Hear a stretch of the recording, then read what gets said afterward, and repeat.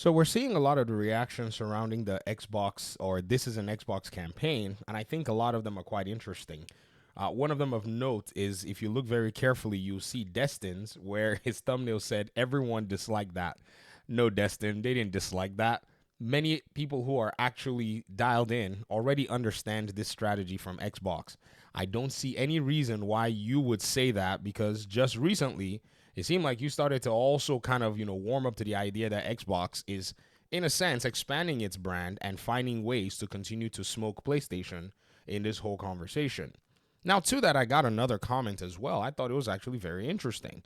Where my video, I talked about Xbox breaking the internet. I got one from, Rice DB. That's the audience member. They said the reason people are saying Xbox is dead is because Xbox is what we were told was their console and how they sold it.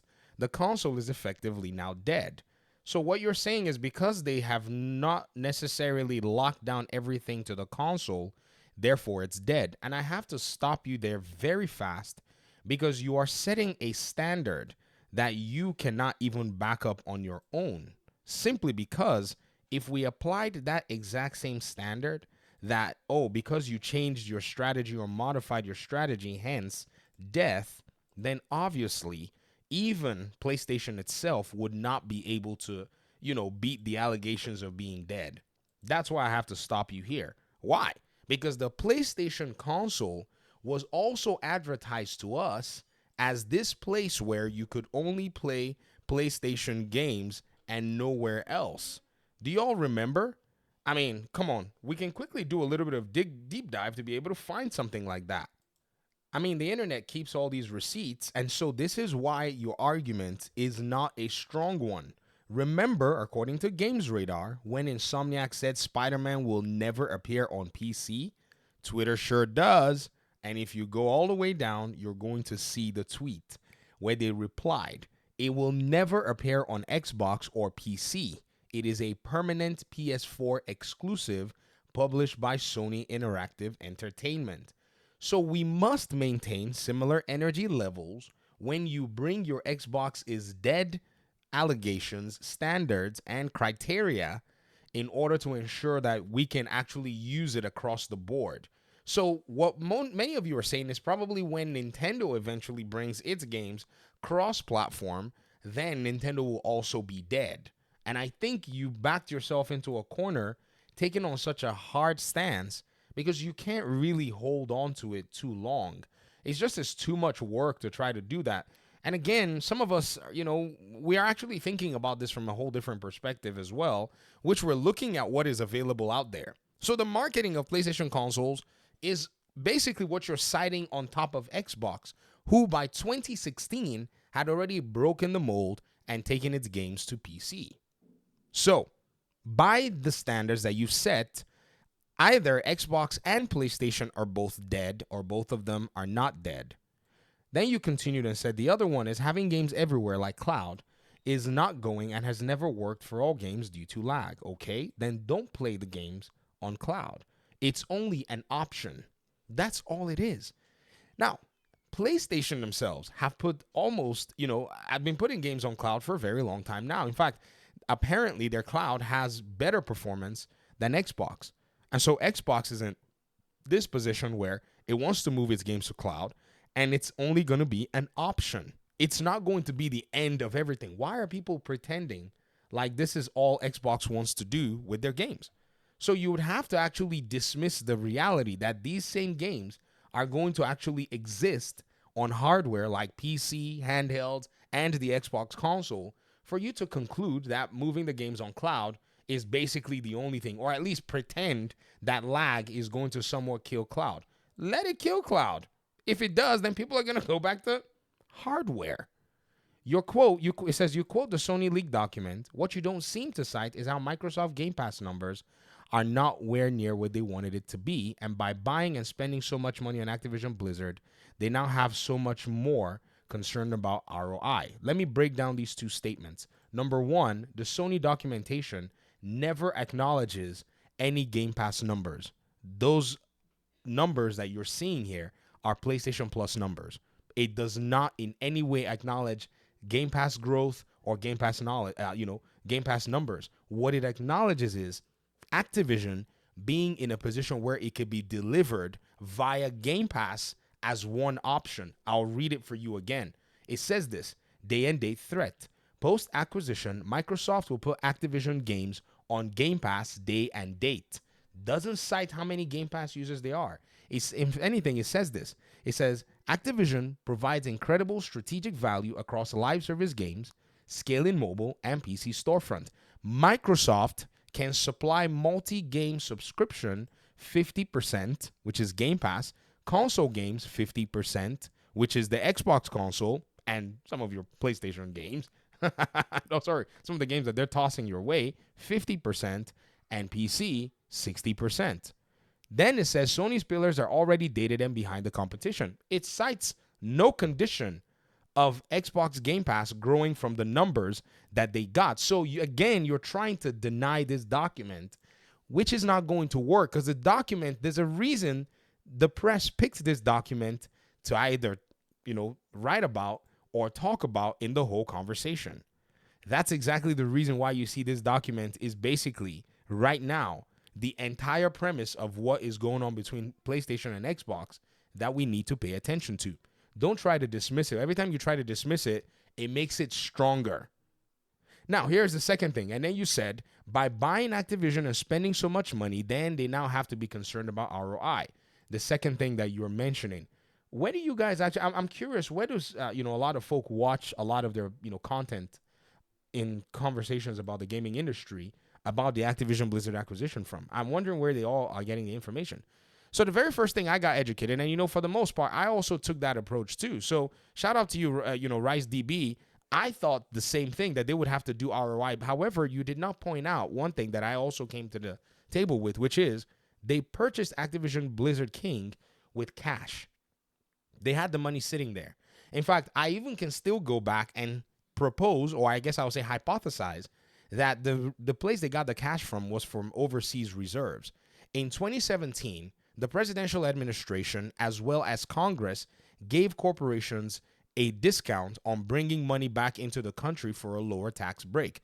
Analysts cited that Microsoft had paid an $18 billion tax bill, and they basically proposed that $18 billion tax bill was probably because they brought money in. Right after that, they acquired Bethesda, and then after that, they started to put their own bid in for Activision Blizzard King. So that money, I can basically, track that money for you from 2017. It was cash sitting in offshore accounts. That's where they got the money from. But people came in and said, hey, man, by the way, you failed to also point out that Activision Blizzard King is an asset. They now have $70 billion worth of a money-producing asset in their portfolio. If they ever decide that they want to sell it, break it up, split it up, and make money from it, they can easily do so. So the ROI is inherently within the value of the company itself, which has already grown. So Activision Blizzard King is not only making them recurring income, its valuation has already increased. So they've made money already on just the presence of Activision Blizzard King being inside of their portfolio. That by itself is already, that's it. That's why PlayStation was over here talking about the strategic value of Activision Blizzard King. It's literally it's not a three-pronged, purchase because you call it Activision Blizzard King. No. It's a multi-dimensional, turbine, in the sense that it cuts across the board in many ways. And some people even went ahead and said it's like buying a house. When you buy a house, even if you pay cash for the house is going to serve you for your needs. Maybe you run a business from the house makes you money or whatever it is. If you maintain and keep the house up and the market is healthy, the value of that house is going to go up. Sure, you may be out of cash, but you are still asset rich, in the sense that if you decide to offload that asset, you can easily recoup your money back, or recoup some money back in a worst case scenario. Like if the housing market tanked, you can still get base value for what you paid for that house. Or if you sell the house in a healthy market, you make money. This is a very important piece that needs to be pointed out when this conversation is held. And I'm glad that someone is bringing it back up in this particular paradigm. Again, we're going to continue with the comment because I think it's very interesting. So they said you should check the interview with the video games reporter recently made, the one that wrote Playing Nice. I don't know which one that is. Maybe give me like a title. Your work isn't done by just quoting an outdated document. There's much more data points. The document's not outdated because you never said anything that is implying what you're claiming here. That was a condition for the document. That's you trying to move the goalpost and add an extra parameter. Nowhere is it said. In fact, if anything, all that is said about Game Pass is that Sony needs to expand. And they said this, elusive perfect game subscription, because Game Pass is not just a subscription service. It's a subscription service that gives day one AAA games. They write it here, premium content, expectation of free best-in-class games creates unsustainable model. So now gamers are not just going to be getting Game Pass, they're going to be expecting that subscription services bring that kind of game content when they pay for it, of which UB and EA Plus don't have to worry. They bring their first, class games day one. At least in the case of Ubisoft, you can get their games day one with Ubisoft Plus. That expectation was already set by them. And then Game Pass pretty much followed. I think people may say Game Pass was, probably maybe pushing the envelope there. But Ubisoft with Ubisoft Plus was already getting stuff done in that regard. And PlayStation is not willing nor ready to do that. This is why they know that they're already behind the competition. Not citing an outdated document, you got to look at the industry, you got to look at the market. Y'all are so, and I don't mean it in a bad way, but y'all are so fixated on these arbitrary numbers, like you're not selling enough consoles, you're not growing enough on Game Pass, when at the end of the day, it's not really anymore about growing the Game Pass numbers, because what Microsoft has realized is, yes, it wanted to grow the Game Pass numbers, but it doesn't need to, simply because it has a console pipeline. For those of you that keep saying that they're not going to make consoles anymore, which is the craziest thing ever, when PlayStation is telling you that they have a console pipeline, when the news is telling you that AMD has already secured the contract for Xbox, when Phil is coming out to tell you that we're going to make more consoles, when they tease the hardware, y'all are still going out there running wild and spreading lies, even in the face of the truth, the data, the evidence. And this is why we make these videos. I saw somebody the other day that said, they were trying to insult me. With all of the package of evidence that we've dumped on this conversation, all they came up with is dead channel. Nobody cared about Gotham Knights, so he started making fanboy content. Where do you see fanboy content like the way that we actually do it on the Video Game Fight School channel? And I'm not taking credit 100% because I shout out the community, because the community is the OG. They point out some really crazy stuff that I actually go and dig into, and I found out there's a trove of information here. So it's a community effort actually on this channel. It's not me.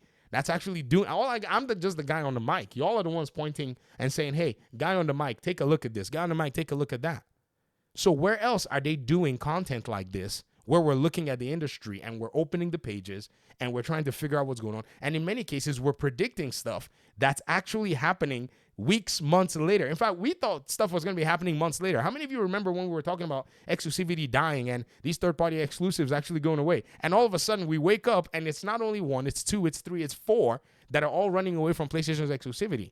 Because if you go into the fanboy content, mindset, you'll never be able to see these things that are coming ahead of you. And you'll even misinterpret data, or at least give data points your own interpretation to try to make it fit into your narrative. And all this talk about lack of Game Pass growth is also something that I think is weird, because how come none of you are talking about Call of Duty growing Game Pass? How come none of you are talking about Call of Duty having the highest engagement on Xbox compared to PlayStation this cycle? How come no one is talking about that? Yet you're still saying that Xbox, numbers have not grown. Now, granted, you say they didn't grow to their initial projections of 100 million, but nothing was really tied to 100 million in terms of growth except Satya Nadella's, bonus. That was literally all they tied to it. Because Game Pass by itself is already 100% profitable as it stands. Even with Call of Duty, they've run the math, they've done the increase in prices, they've aligned everything, and the service is still there because PlayStation is still going to subsidize it at the end of the day. PC is still going to subsidize it at the end of the day. It's a very sound business strategy. It's almost foolproof. I almost want to give them, foolproof status, but there's nothing that's foolproof. However, it is sound. It's so sound. PlayStation is literally in here telling us that it's sound, and somebody wants to try to deny and say it's an outdated document. It ain't outdated nothing. In fact, it hasn't even fully been realized. Do you know that? It has not fully been realized. Because right now, Call of Duty is still multi-plat. The second scenario is that Call of Duty is pretty much exclusive, which is the biggest fear in the whole documentation. So only one phase and possibility is actually what we're eventually seeing, of which we just saw, actually. By the way, we did not even fully visualize this thing until Black Ops 6 came out. You know that, right? So this document, how can it be outdated when it's, predictions were for October of 2024? Again, you can't run away from what the data and the evidence is showing. I'm sorry. It was a good attempt, though. I appreciate the comment. I appreciate you giving me, the opportunity to be able to go ahead and point this stuff out, because I think it's very important. I'll get out of y'all's hair. Thanks so much for watching the video. Appreciate you guys so much. Hopefully we'll talk pretty soon in another one. Peace out.